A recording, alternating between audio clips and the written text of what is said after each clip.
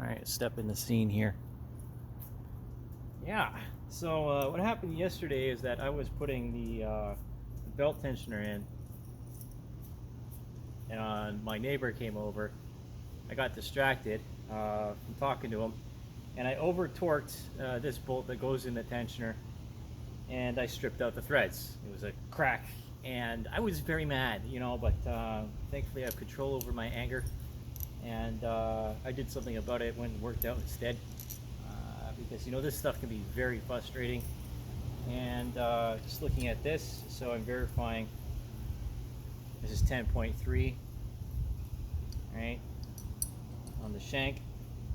And I'm gonna get my calipers out here. I already verified that the thread pitch is correct here, and then I'm gonna install the helicoils.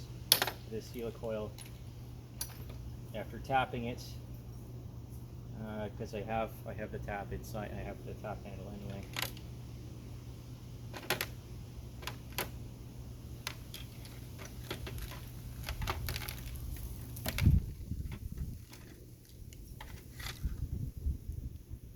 So